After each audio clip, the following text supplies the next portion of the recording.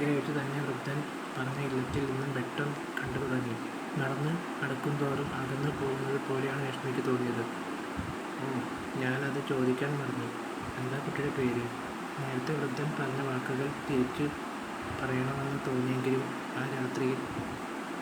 ഈ രാത്രിയിൽ തന്നെ സഹായിക്കാൻ മനസ്സ് കാണിച്ച അയാളോട് തർക്കുത്തരം പറയാൻ അവൾക്ക് തോന്നിയില്ല. ലക്ഷ്മി. നല്ല പേര്. ആട്ടെ, കുട്ടി ആരെ കാണാനാണ് വന്നത്? എൻ്റെ ഒരു സുഹൃത്തിനെ കാണാൻ. സുഹൃത്തോ? അതോ ഞാൻ വിവാഹം കഴിക്കാൻ പോകുന്ന ആളാണ്. എന്താ ആളുടെ പേര്? ദേവൻ. മുഴുവൻ പേര് ദേവദത്തൻ. ദേവൻ. ദേവാംശമില്ലാത്തവനും പേര് ദേവൻ. അതെന്താ അങ്ങനെ പറഞ്ഞത്? അവളുടെ നെറ്റിയിൽ ഒരു ചുടുകൽ വീണു. ഒന്നുമില്ല കുട്ടി, നമ്മൾ മനുഷ്യന് ദേവാംശമില്ലല്ലോ, അതുകൊണ്ട് പറഞ്ഞതാണ്. പിന്നെ ഞാൻ പറഞ്ഞതിൻ്റെ പുറത്ത് കുട്ടിക്ക് മനസ്സിലാവും. സമയമാവട്ടെ. അപ്പോഴേക്കും ഞങ്ങൾ പഠിപ്പുരയിലെത്തിയിരുന്നു. പഠിപ്പുര